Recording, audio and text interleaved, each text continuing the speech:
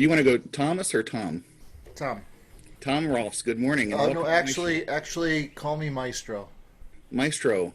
Okay, no, Should not I? really. I tell you what, that's staying in. That's going to be the official intro He here. calls me Maestro, then I have to one up them and I call him Your Highness. You're right. And we call Sax just Mr. Sax. They just leave it right at that. Yes. And it's funny because I've interviewed both of them, and I asked Michael if it was Mike or Michael, and he said Michael. He prefers the full name there, and I appreciate that. And like I was asking, I want to make sure I don't call you, hey you. Yeah.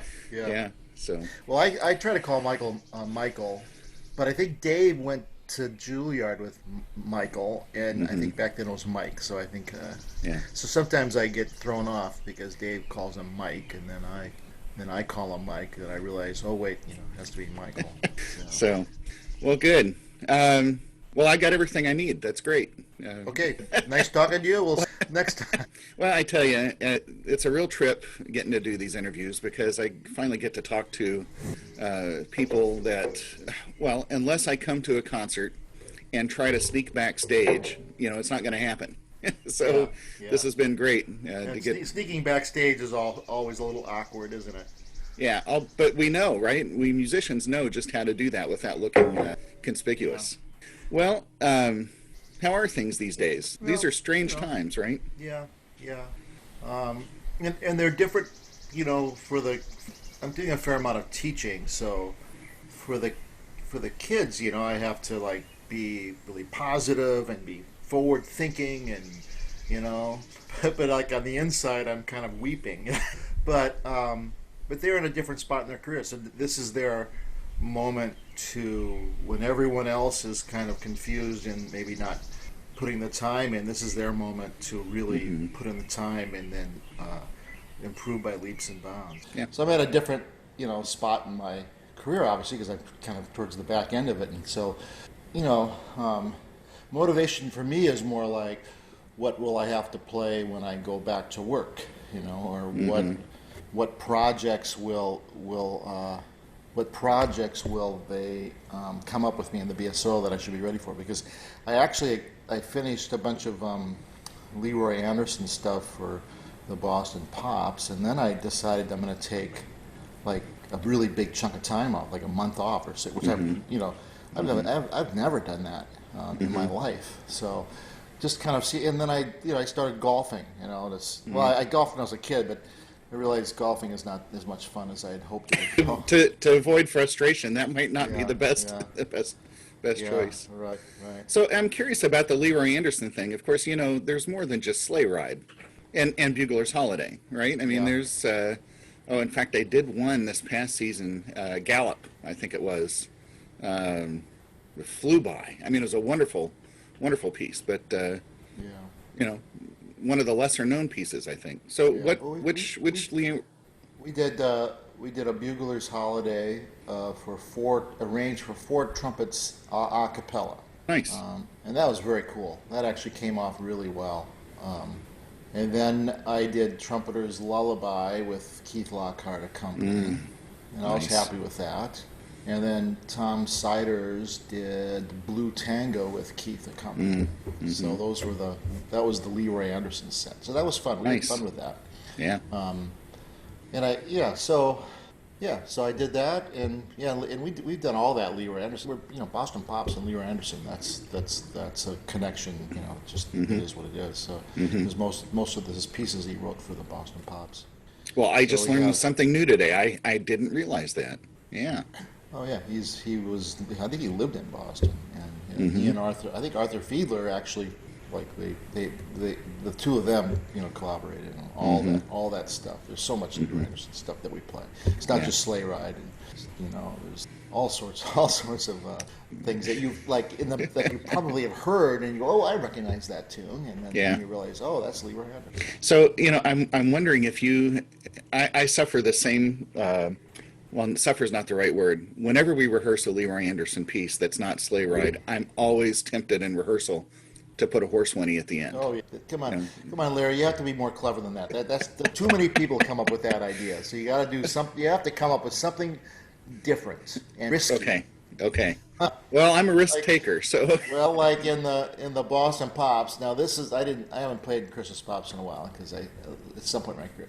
But after I left, and the discipline went way downhill after I left because like when I'm there, they behave themselves. But so now they have this big. Yeah, are you rolling your eyes at me, Larry? no, my wife just walked by, so that's my excuse.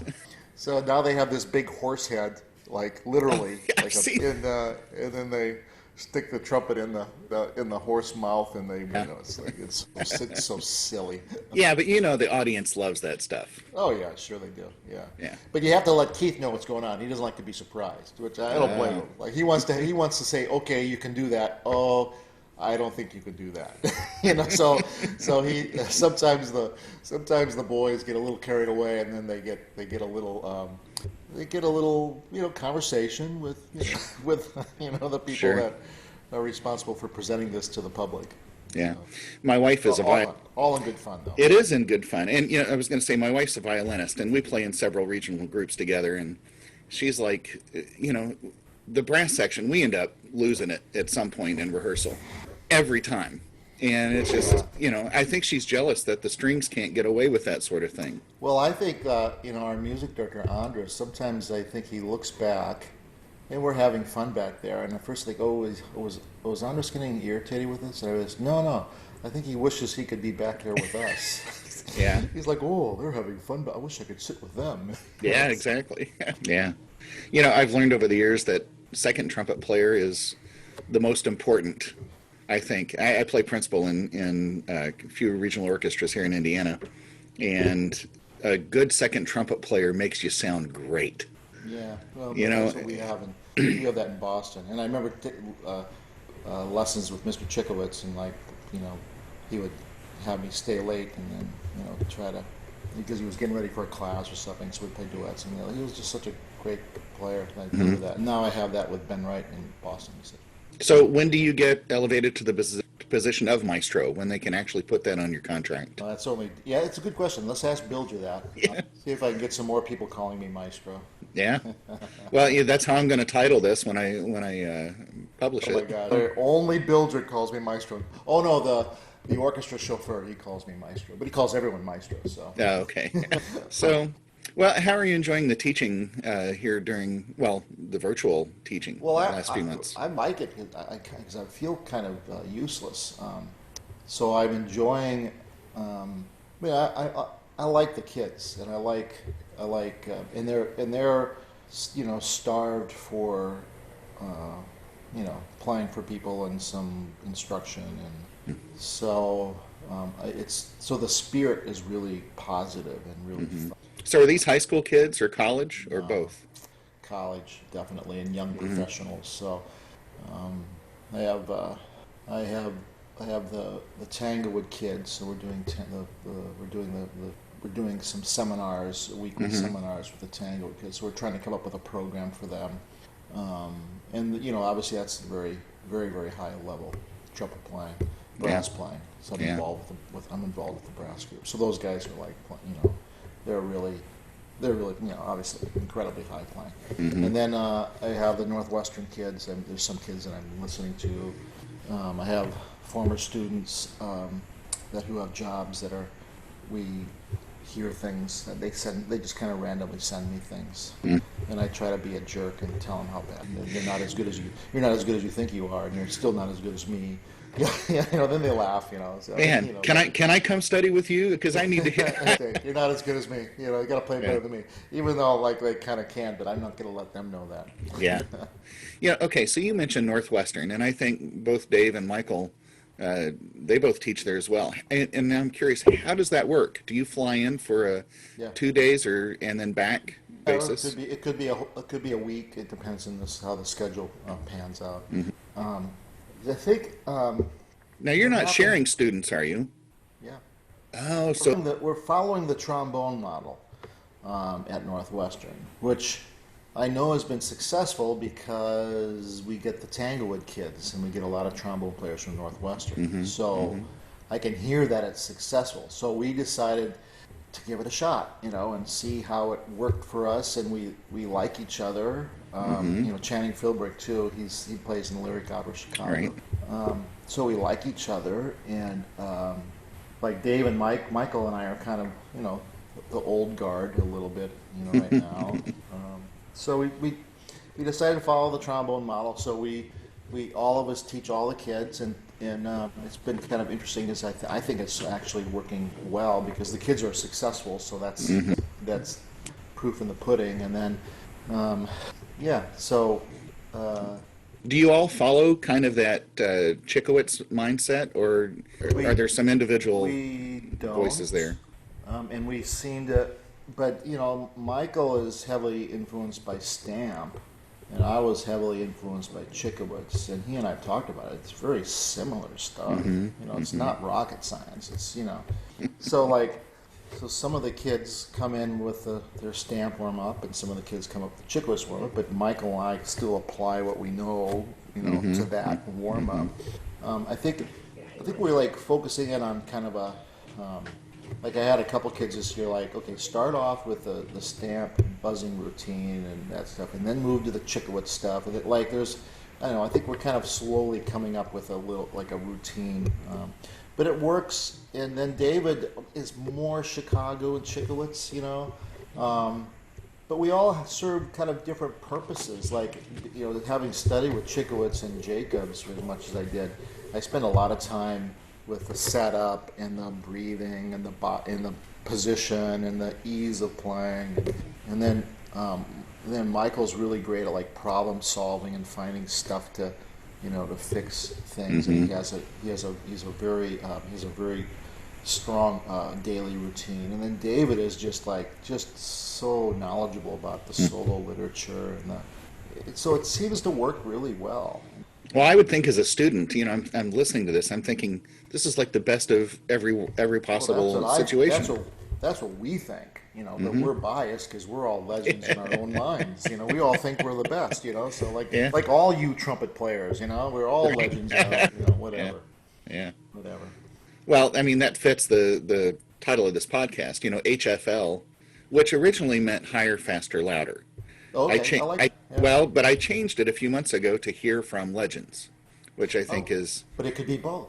It is both. It's whatever you want it to be. You're right. It is both. What am I saying? Yeah, and Jeff Curnow, I had him guess the first time I interviewed him. Total loser, by the way. So. He was like... tell him I said that. Handel, Frank, and Poland, and something else. I will tell him. I tell you what a great guy. Yeah. Well, they all are. It's just that's what I'm finding out is and it feels like the better the player is, the more humble and vulnerable and sweet they are. So, and that's an interesting thing, the vulnerability. And not that I'm trying to get people to reveal, certain things about themselves, but people are pretty open and sometimes really open themselves up, and it's very cool is not the right word. It's it's a good thing I get to edit on this end of it. It's a beautiful thing to see. Yeah. Because you realize the humanity in all of us at that point. It brings that legendary status down for just a second. To we're all suffering. We're we're on the same journey in a lot of ways. Yeah. It's so true. It's so true. And the minute we get too big for our britches, I have a student who definitely gets too big for his britches, and I'm just mean to him, because he knows I love him, but like I have to be mean to him. And then I have another student who's every bit as talented, and she is so humble, and so and she has to. It's interesting. We all it's hard to find the right trumpet attitude when you have. I guess I'm segueing into another topic. Sorry about that, Larry, but it's hard. No, that's great. Like, I feel like people, you can be however you want with your own personal life and your own personal relationships and your personality, but when the trumpet is in your hand, you have to find the right trumpet personality that works for you, And like, if you're a sweet, unassuming woman who plays crazy good, then maybe that sweet, unassuming woman should be a little more of a jerk, when she has the trumpet in the hand. This is and it can be a man too. I have a student, a young man, a talented kid, and he's a total pleaser. Like, I have a son who's a total pleaser. He's a total like, he wants everybody. It's like I keep telling him, like, you need to, you have to have an attitude with the trumpet. Yeah. You need to have the trumpet in your hand, and you're gonna kick Rolf's butt. You're gonna play this better than Rolf's. Like, that's what you needed. He said, "Oh no, Mr. Rolfs, I couldn't." Stop here. Right. When I was your age, I was like trying to, play circles around my teachers, and they wanted me. That's what you want, You mentioned the female trumpet player. I interviewed Carol Reinhardt yesterday morning, and then Tina Helseth right after that. Oh wow. And but Carol is one of those that, holy cow, when she put the horn up, it didn't matter, what gender it was, but just spectacular playing. Yeah. But when I was talking to her, it was like talking to my grandmother. It Really? was this, oh my gosh, it was just the most pleasant thing. And I think I've got some students who are professed introverts. And I think you can't really be an introvert and play the trumpet, can you? Unless, but like you're saying, when you pick up the horn, then you assume that attitude that you need. Else comes in there. You have to be a little out in front. Yeah. So you think, going back to your journey from fourth trumpet up to principal, and think of the value, though, of experiencing fourth trumpet and then third. And so now as principal, you understand even better the roles of everybody in the section, and it makes that easier to lead, right? Yeah, it does. And if I forget, I have 3 really good friends in the section who remind me, because I haven't always been kind, because when you're under stress sometimes but I have really great friends that sit around me. So I think we have a level of trust. Who knows? Maybe you'll talk to them and they'll have a couple of different stories. But it's interesting though. Trust is huge, and knowing that you can not just count on somebody to show up knowing their part, but having the right attitude about it. And well, I know that I can count on the fact when we're in the middle of rehearsal and I quickly sneak off stage to grab a pencil, that when I come back, Mike Martin will be sitting in my chair. That's an old joke in the trumpet section, ready to play all the solos. Then I come back and he kind of goes, "Oh, damn it!" Now, okay, when you're gone, who goes up to play principal? Tom Siders. Yeah. Yeah. And spectacular player. Yeah. But sometimes he sounds too good, so I told him I'm not going to let him play any of the good stuff anymore. And now when people in the orchestra tell me how good I sounded last week when I was on vacation, I just say thank you very much. And then I go to Tom and I said, "Tom, thanks for sounding good last week. They thought it was me, so that's good. Yeah. Actually, I should get a raise, Tom. Thank you very much." It's both at the same time. You leave and you think, "Oh my gosh, they're going to sound better than me," but then it's also comforting knowing that everything's in good hands, right? Yeah, I make light of it, but I've been doing it. I'm past that kind of stuff in my career because, honest, and I mean this from the bottom of my heart. If Andres called me and said, "Tom, you've had a great career," I would buy a really expensive bottle of whiskey and I'd say, "Okay, now you need to have a drink with me and toast my great career," and because I have a full life, but until that happens, until someone gives me a little hint that maybe I should not play, then I'm going to just keep playing. So I'm not sure what happens when you decide to stop playing. I'm not sure what that. I mean, everyone wants to be the person the guy or the gal that retires before anybody is begging you to retire, but it's harder. That's easier said than done. Yeah. Well, I've often said I'm going to play taps at my own funeral. That's how long I'm going to play. It's. Yeah. But I don't know that that's true. I told Ben Wright that I was going to be speaking at his retirement dinner, which means if I'm speaking it means I'm still playing. Right.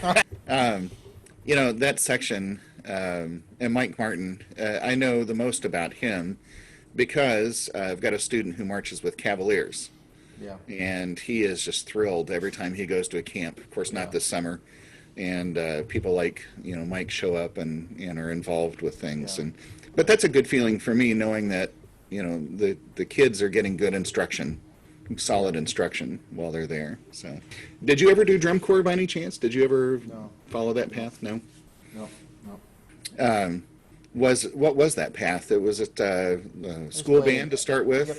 Since I played in bands, like a lot of other kids had a really great high school band director. Kind of, in fact, he didn't want me to play marching band because he was worried about, He said, "I'm not going to be the one to ruin that sound, So Yeah. Not that that would have happened, but he didn't. He thought he didn't want me to play. And like back in those days in the Midwest, there were lots of musicians. It's not like today on the East Coast anyway, where they're scrambling to find a full band. Yeah. Now, when you say band, are you talking about the orchestras? Concert band. Concert band. Yeah. Yeah. That's all I did when I was a kid. I didn't play orchestras.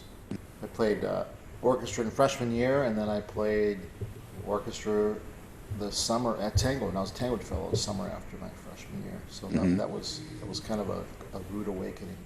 I bought a C trumpet so I could audition for Tanglewood, and then I bought a piccolo trumpet like a couple of months before Tanglewood so I could go to Tanglewood. So it's not like today when all the kids know everything. I didn't know anything. I didn't even know you could make a living in music. I mean, I had a kind of foggy idea that you could. And then I go to Tango and it's like, wow, these kids are taking this seriously. Like they're actually really trying to do this, and I'm just kind of messing around. So, so I came back with a renewed kind of vigor and ambition to actually make a living in music. So the fourth position wasn't your first job, though, in St. Boston. Paul Chamber Orchestra. Yeah, St. Paul Chamber Orchestra. Played second trumpet there. With a really, and it was with Pinky was there at the beginning, and then it was Hugh Wolf, and it was a really good orchestra. Actually, it was a great orchestra with really great players. Like Pinky hired all the players, and really. So that and like it was a great first job because we just played a lot of the classical literature, and you just micromanaged. I mean, a lot of young players don't play the classical literature that well. Well, that's an overstatement. I'm giving you a broad. I feel like all players could spend more time playing, the classical literature, fifths and octaves in tune, in time, with the right character and the right blend, and it's a great way to learn how to play in an orchestra, and then the bigger stuff. But obviously, all the young brass players start with the big stuff, and then as an afterthought, they learn how to play the classical literature. As much fun as I have playing Mahler, I still think playing Beethoven is my favorite. Yeah. And because of that, I think it is as much a challenge. You've got 15, 20, 30 repeated C's in a row. Yeah. But the challenge is to make every one of those sound exactly like they're supposed to sound the whole way through. And so, and I enjoy Beethoven anyways. It's great music. Yeah, sure. Yeah, But I agree. so, do you get a chance to play chamber music as much anymore, or is it all just full symphonic works? I mean, we had a BSO brass quintet that was working for a while. That was fun, and but no, a lot of it's orchestra, but with a dabbling of solos, dabbling a little bit with some ensembles, But obviously, most of my job is playing in the orchestra. Well, speaking of solos, have you soloed with the BSO? Yeah. In this, like the Hyde and Hummel, or all the standards, then the less of solos like Quiet City and the Martin, and I don't know. Then I played the Mark Turnage piece with Holken for two trumpets, and I have a commission that the orchestra commissioned by a German opera composer, Detlef Glanert. So I've already done that with the TMC, and I was the orchestra of the Tanglewood Kids. And now I was supposed to do it this fall at the BSO, but now I have no idea where that is. It might not happen now. I don't know. Yeah. Well, okay. So going back to Tanglewood, were you there during any of the Empire days? No, that was before my time. I was a student there, and I knew Rolf Smedvig's younger sister really well, so she would bring me over to Rolf's house, and Rolf was such what a talent. Oh my goodness gracious! I used to tell Tim that he copied Rolf and I copied Tim. So basically I copied Rolf. Well, so Tim would have been there. It would have been after he in the BSO. He would have been there after his stint with Empire. Yeah, yeah. Yeah. So when I was a student, you know, a fellow, it was, gosh, I don't know who. Well, Rolf was still in the orchestra, so maybe it was, So I think it was the beginning of the days of the Empire. Because the Empire was Rolf and Norman Bolter, and the very first group. And then when I joined the orchestra as a player, Empire was different. Rolf was still there, but it was a different kind of a thing. Yeah. So we're bouncing around a little bit here, but I'm thinking I want to ask, like, so you're coming up through concert bands, like most of us, high school bands and such. Who were your influences? Who were you able to listen to, either live or on recording? Like when I was in middle school Sure, any of that. and I would pretend like I was sick, so I could stay home and be by myself and listen to all the LPs my dad had collected. So the guys I would listen to that my dad liked, a lot of Doc Severinsen. In fact, later in my career, when I've been my 50th birthday, my dad arranged through Toby Oft, my friend in the principal trombone, to get Doc to sign all those old LPs that I used to. My dad loved Dizzy Gillespie, so I listened to lots of Dizzy Gillespie. My dad loved the Dukes of Dixieland, Al Hirt, Louis Armstrong. Those are the players. Those are the recordings he had around the house that I would try to pretend to be sick and stay home and listen to them. Well, a nice variety too.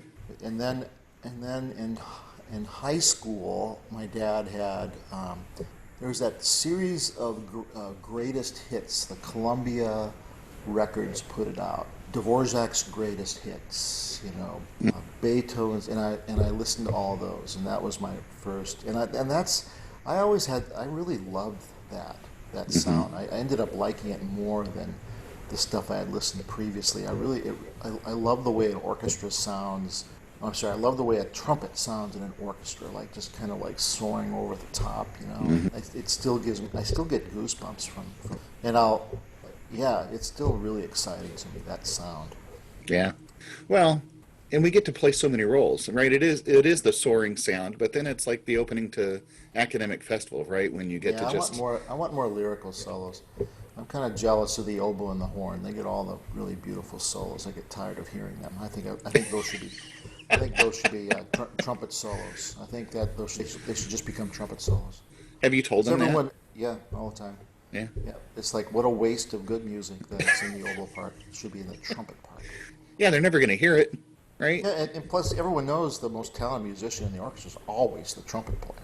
So it should be the trumpet player playing the beautiful melodies. We all know this, don't we all know this? At least in our little group right here, we know this. We do, but I think it's such a chore to convince the rest of the world. Well, it seems obvious, but they're idiots.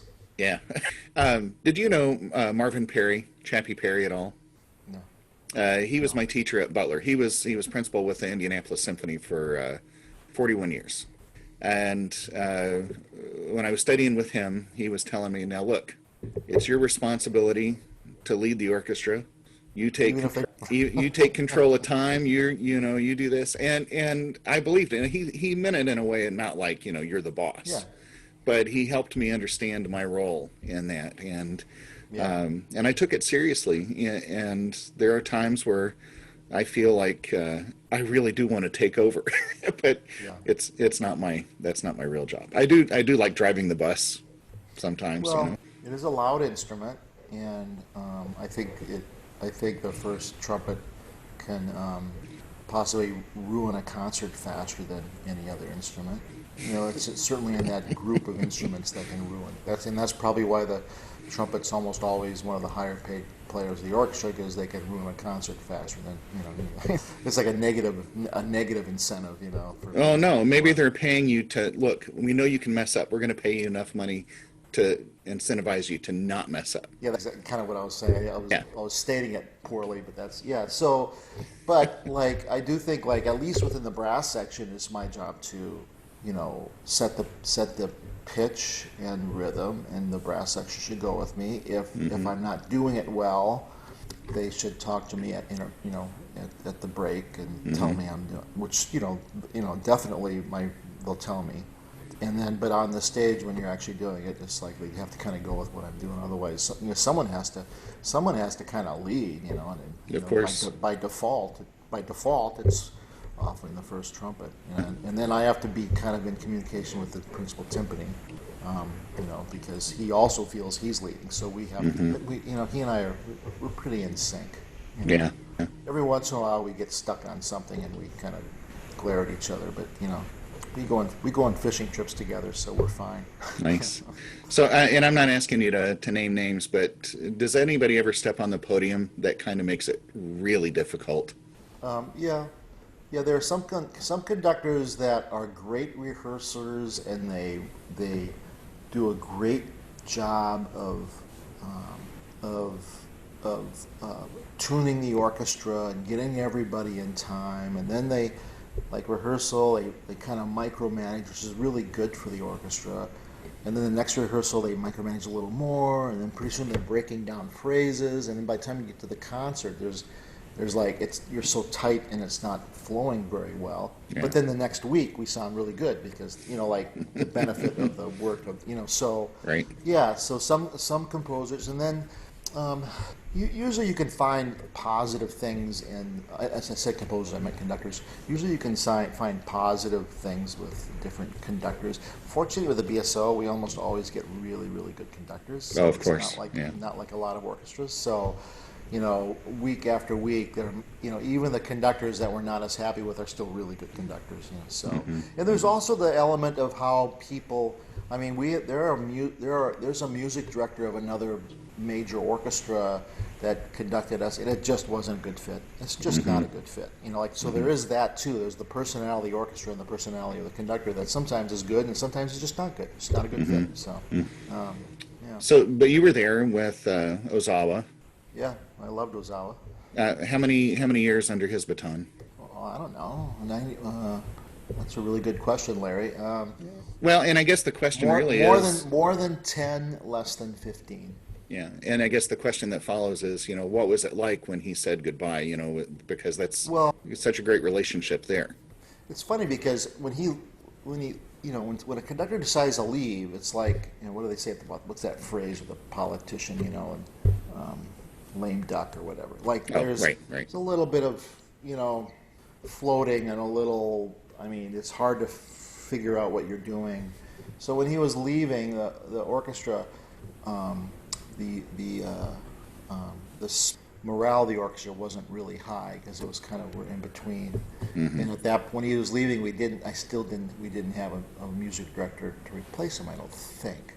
So I look back at that time thinking, yeah, that was a weird time. But then like with this with the BSOs and the online presence they have, they presented a recording of Seiji's last concert, very loud, which was Mahler 9.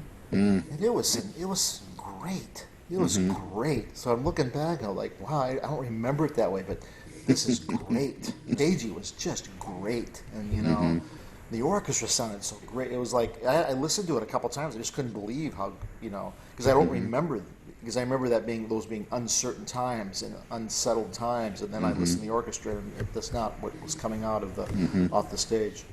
Yeah, I've learned through these interviews it's a silly question to ask, what was a highlight, because there's so many. Yeah, there are. And, but I'm going to ask it anyways, what's a real highlight that you've had there?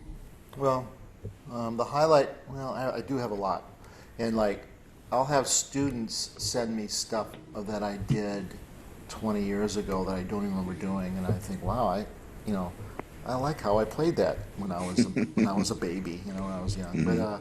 But the highlights would be, I guess, I don't know. Like if you look at highlights as a moment of for a growing opportunity where you, one of the singular moments would have been when I played the Summon the Heroes solo at the 4th of July concert in front of 100,000 people on the grounds and who knows how many million people on TV, and it was live with no cuts, no retakes, nothing. So it was a lot of stress, and I've mentioned this story to other people, so forgive me if I'm repeating myself for some people, but I was scared shitless, and and I was, and right before me was a Lincoln portrait, and the narrator was, you remember Peter Jennings, the news Oh, broadcaster? Big famous name, like really respected journalist, and I think it was ABC Evening News. mm, And he was a chain smoker. He's in front of me, and he's smoking, and he looks at me and goes, hey, hey, Tom, are you nervous? Because he was getting ready to go on, and I said, oh, Peter, I'm scared shitless. He said, yeah, me too. And then he goes on stage, and I'm thinking, oh, Peter Jennings is nervous too. I guess I'll be okay, you know. So, yeah, so that was kind of like one of those moments where you don't think you have enough to like do what you need to do, and then you find out, oh, I have enough to do what I need to do. So yeah. Did you have to play Lincoln Portrait right before that? no, I just played. Oh, my whole job was to play the Some of the Heroes. So Okay, I kind of wonder about that. Sometimes music directors don't appreciate what it takes to focus. they do here. They do Yeah. here. So we don't have that problem. Yeah, and I say that because the one time I played Brandenburg, it was on the second half of a concert, but I also had to play Water Music and Fireworks on the first half. Yeah, see, that wouldn't happen here, though. And That's plus, just like, if I was whenever I've done the Brandenburg, the artistic advisor will come up to me and say, we're thinking of doing the Brandenburg, how do you feel about that? How can we make this work for you? So we have really great management. Everyone in the industry knows how great Boston management is. So yeah, it just, stuff like that doesn't happen. So yeah, like even like with the online stuff, he called me just this summer and said, so we're thinking of, we're going to use a recording of Mahler 3 from 2 years ago, and we like to present it for our series this summer. But I want to make sure you are okay with the performance. And I said, I actually, I don't need to listen to it. I remember that performance, and I was really happy. And I think we were all really happy. So he said, oh, great, okay, we actually feel respected by management, and a lot of people don't. Well, there's an awful lot of, especially right now, with management making some really harsh decisions with other orchestras. I'm glad I'm not a manager right now. I'd be losing sleep over it. Yeah. But currently, I'm just waiting. I'm waiting around for a manager to say, "Okay, Tom, time to play." Okay, thanks. I've had a really good summer, by the way. Okay. Yeah. So is the BSO off for a period know. of time? Like nobody said anything. Nope. I know some major orchestras are starting up in the fall. Some are doing some stuff this summer. Other major orchestras have canceled the fall. So I don't know where we are. Yeah. And I'm pretty sure they'll wait until the last moment to make a decision, as I think they should. To kind of, not make a decision until they absolutely have to. Right. Well, it's tough. Here in the Midwest, almost all of the regional orchestras have canceled at least until January. Yeah. And if for a lot of freelancers like me, this is a really tough time. Yeah. It's a really tough time. Yeah. Yeah, it's really hard for the freelancers. Yeah. But I feel for the other guys too. Everybody with a full-time symphony job. I mean, we all enjoy what we do. Yeah. Nobody wants to be out of work. I feel for the people, my friends in the orchestra, who are like 20 years younger with a young family, and that's rough. So my kids are grown, and they're earning a living, and so it's a little less stressful for me, I think, than it is.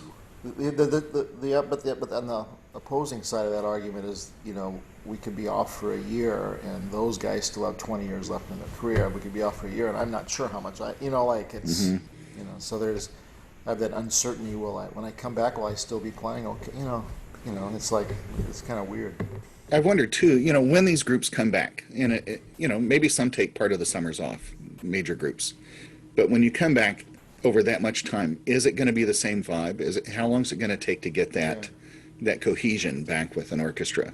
And I don't know, maybe the full-time group, if everybody's still practicing all day long, it should be easy, right? But even after, a regular season, you have, a 3-week vacation, the orchestra comes back, and there's a little bit of a, when we first come back, I imagine it'll be a very joyous occasion, and then there'll be a period of adjustment to get back to where we were. But I don't think it's not going to take a season, I bet it'll take, a month. Sure. I'm going to mention Arthur Fiedler and the Boston Pops. That was, my parents had this box set of I don't know how many albums, maybe like 100. Oh, You know, yeah. it's like the best of. And I remember opening that up, and the first trumpet player I ever heard, but I didn't know it at the time, was Al Hurt. You know, and he Oh, was playing the doing Haydn. no, it was trumpeters, Oh, Bugler's Holiday, Java, toy I have trumpet, that. I have that. Oh, and trumpet. I forgot about that. Oh, yeah, toy trumpet. Is that Leroy Anderson? I don't remember. I should do. It I sounds should like do. him. Larry, No, don't no, you that's think? toy trumpet. Jenny, who is that? Raymond Scott. Raymond Scott. Well, I think Larry, you should call Pops anonymously and say, a lot of people would like to hear Tom Rolfs play toy trumpet. Hey, wait a minute. Is that a hard solo? I can't remember. No, I think that's the Oh, one with that the harmony. I can do that then. Yeah, it's not a hard solo. Yeah, they'll even write the fingerings in for you. Okay. Okay, yeah, I forgot about that, but I have that, or my dad has that recording. So Yeah. But I loved, you know, like you were talking. Now, I never feigned being sick so I could stay home and listen. But I do remember sitting on the floor and putting these on the record player and just listening. Yeah. But it was great because my dad was also a fan of Marty Robbins and Hank Williams Sr. Oh, fun. Oh, yeah. And just a wide variety of things. And once I finally found out who Al Hurt was, I was like, oh my gosh, he was the first trumpet player I ever listened to. And Yeah, what an amazing talent, too. I mean, Wow, was the this? sound, and you know, it's great to have these videos on YouTube to go back and watch and Yeah. listen to him play. But the technique, his technique Yeah. was just spectacular. Yeah. Yeah, it really was. Well, What, and what was that TV show? Was it Green Hornet? yeah, that's Was right. that- He did the theme to That was that. Yeah. Albert. Yeah, yeah. Yeah, can't I do don't- that. Can you do that? I don't. No, think I can. no. I downloaded the music a year or so ago, and my kids were like, "Hey, that's Okay. Green Hornet," but Yeah, it's like he was yeah. drunk. You know, I mean, he's not Yeah, going very yeah. fast at all. Yeah, yeah. But so yeah, you know, I loved listening to that growing up, and I mentioned that because you know, for you to be a part of now you're not playing in the Pops anymore. Is that what you said? Well, Or technically occasionally? technically I'm principal of Pops, but then then Tom Siders and Mike Martin joined, and then I continued to play principal. But then like I wanted to first of all, Tom and Mike are really great players. I wanted to give them more to do. They both play Pops really well. So then I got to the point where I slid down to fourth, which was fun for a while for all of us. And then I got tired of that, so then I just took some Pop seasons off. But I was talking to Keith Lockhart, and I was just saying I miss Pops, but I just can't keep up the schedule playing all season with the BSO principal and then playing a principal. And then he's like thinking, well, you should like come back and play just pick 2 weeks to come back and. That's So nice I to might- get that flexibility. Yeah. I might do that. Well, my contract. My contract's written in a way that I have that flexibility. But Yeah. so I might do that because I really loved this Leroy Anderson stuff, which I know is silly, but I like. I really it was really special to me, Well, the Trumpeter's Lullaby is something that I have my students do. As freshmen, they have to do a recital, and not a full recital, but play on a recital. And it's either the second movement of the Haydn or Trumpeter's Lullaby, just something easy. Yeah. It's got a great tune, right? Yeah. And not a lot of technical demand in it. But Yeah. it's also their audience favorites. Why not play the stuff that they're going to love, too? yeah. Well, I'm thinking, have you played everything there is, or are there still pieces out there that you're hoping to see on your stand? I pretty much played most everything. I mean, let's see. I'm sure there's things that I would enjoy playing that I haven't played before, but I don't know what they are. Are there pieces you never want to? Well, I should say this: like we're doing all the Shostakovich, we're recording all the Shostakoviches with Andres for Deutsche Grammophon, and we're getting to some symphonies I haven't played before that were really, nice. really fun. And then we have some more next year that I haven't played, and I think we're doing Shostakovich Lady Macbeth maybe. Although I did play that many years ago, but it'll be pretty fresh. So yeah, of course there are things I would like to play that I haven't played. Like we don't do in the BSO. We don't. Or a lot of orchestras, I think they've lost. They don't do as much Hindemith as they used to. So there's some Hindemith I'd like to do. The BSO for some reason doesn't do as much John Adams as other orchestras. I've actually put in a request to my friend who's the artistic. Can we do more John Adams? Just having cheese and crackers and wine. And then someone asked me if there's one thing. Is there something in the same question you just asked? And I said, well, I'd like to do more John Adams, with the right conductor, because some of his stuff is really, really incredibly exciting. Is that Dr. Atomic? Is that one of those? The we've Dr. done Atomic that. something? Yeah. We've done that. That was really, David Robertson brought that, and that was really, really fun. But yeah, there's stuff we could do. Yeah, I think the only thing I played of that is the short ride, and I did it 3 times in one season with 3 different orchestras, and it is a lot. Yeah. Yeah, that wouldn't be my favorite. Giancarlo Guerrero brought it, and I can't remember the name of the piece, but it was mesmerizing how he did it, John. I'm sorry, I can't. That's remember okay. the piece. That's okay. So. That's okay. Well, the teaching's going to resume. I mean, it's already going on through the summer. You've got some students, but what does Northwestern look like? Is that they're going to do We'll be the out of towners will be online. We'll be so they don't want us going back and forth. Yeah. So we'll be online for the fall and probably the winter too. Yeah.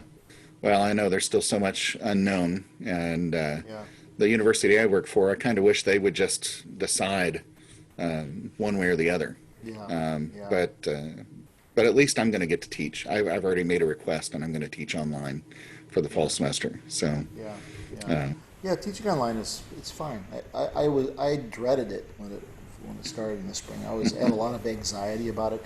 I almost told Bildry, I'll just give you you want to make some extra money? I'll give you my lesson, But then my wife said, "Oh, you're such a baby." Okay, I'll try. But then I had fun. I actually enjoyed it because the kids and the teachers were all in the same boat. We're all trying to make this work and trying to. Right. So. Thank goodness for Zoom. I mean, or FaceTime. Whatever we use. Yeah. But because I think if we didn't have this ability to still connect with students. I think it'd be disastrous for everybody. And also, I don't know about you, but with friends too. I have weekly Zoom meets with really close friends, and it's we didn't talk this much, before. We're almost getting tired of each other now. My oldest friends. So. Yeah. Well, this has been a lot of fun. Yeah. I appreciate you sharing everything. This is nice insight to Maestro Rolfs and that's right. Yeah. That is right, baby. Maestro. So I'm not going to have to edit. I don't think I was controversial. Not at all. In this blog. Not at all. I had one blog interview where I was on medication and I had to redo it. So. Okay, let's talk about something controversial. Just a 3C or 1.5C, which is better? Those are both really great mouthpieces, though. So See, there you go. I think you play a 1.5C on your C trumpet and a 3C on your E flat trumpet. That would be a really great combination. Okay. Well, there's no controversy there. If you like a little more rounded rim, 1.25 C with an old style. I don't know. So. Yeah. Mouthpieces. Some guys still play 1Cs, like friends of mine who are really successful players. Yeah. But I haven't seen a young player play a 1C in quite a while. Yeah.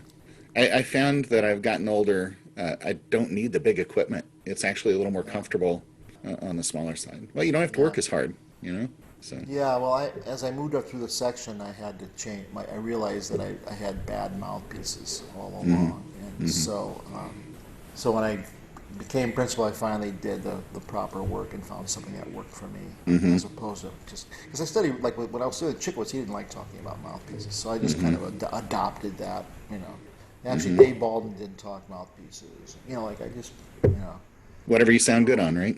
Yeah. So, some guys, barely. I mean, they kind of know what they're playing, but they don't. If someone were to ask them, they go, "Oh, let's see. I think it's," they're not even, Right. But other guys are just total geekheads about what equipment. Yeah. But I found as I moved up through the section, I had to be more particular with my equipment. Sure. To make it through a season, Yeah. And so is it pretty consistent? I mean, the trumpets and mouthpieces you use? Yeah. Yeah, very, very consistent. Yeah. Okay, here's a quick question, because the difference between, I don't want to say legit, straight orchestral concerts and pops. I love playing B flat on pops, but it seems like everybody wants to play C trumpet, even there. That's really funny. That's a good question, because when I did Trumpeter's Lullaby, my friend Bruce Hall, he's a really, really successful freelancer in Boston and a really great player and a great friend, but he called me. He said, Tom, I am so impressed with Trumpeter's Lullaby. And I started thinking he was going to compliment me. I said, well, thank you very much, Bruce. I appreciate that. And then he said, you actually played B-flat trumpet in public. I went to school in Chicago, and it's all C trumpet there. Right. All Right. C trumpet. Then I came to Boston, and Tim's playing a B-flat, and Bruce Hall's playing a B-flat, and Peter's playing a B-flat, and I hated playing. So I had to, like, learn how to play B-flat. I mean, I was so uncomfortable on B-flat, but I had to learn because it's pops, you know. So, like, and what they did when I joined is, like, you know, the pops repertoire that was written for B-flat trumpet, we played B-flat trumpet, and then when any orchestral stuff, we pulled out the C trumpet, you know. So, so I had to kind of learn how to do that, and they you know, the old timers still tease me about it because when I first got there.